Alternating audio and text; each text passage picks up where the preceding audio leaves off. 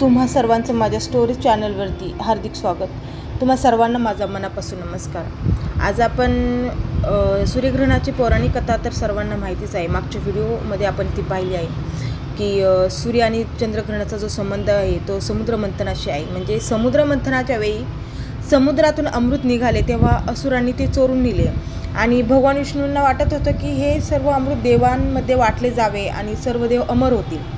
पण त्याच वेळी स्वरभानू नावाच्या राक्षसाला विष्णूची युक्ती कळली आणि स्वरभानू नावाच्या राक्षसाने देवाचा अवतार घेऊन तो देवतांमध्ये अमृत प्यायला बसला आणि सूर्य आणि चंद्रदेवांना जेव्हा याची माहिती मिळाली की एक राक्षस येऊन देवांमध्ये बसला आहे, त्यामुळे संतप्त होऊन विष्णूने जे मोहिनीचे रूप घेतले होते त्या मोहिनीच्या रूपाने सुदर्शन चक्राने राक्षसाचा गळा चिरला। पण तोपर्यंत अमृताचा एक घोट घशात गेला होता, तो अमर झाला।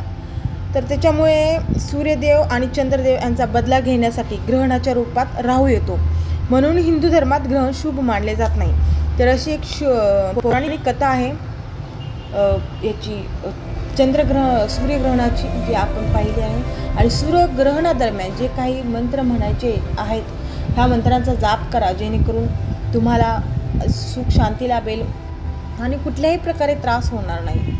तर हे मंत्र जे आहेत ते म्हणत जा। ओम ह्री श्री श्री लक्ष्मी नारायणाय नमः। ओम ह्री हिरण्यगर्भाय नमः। ओम क्ली ब्राह्मणे जगधाराय नमः। ओम पी पीतांबराय नमः। ओम तत्वनिरंजनाय तारकाय नमः। ओम नारायणाय सुरसिंहाय नमः। ओम श्री देवकृष्णाय ऊर्ध्वजाय नमः। ओम श्री वत्सलाय नमः। ओम श्री उपेंद्राय अच्युताय नमः।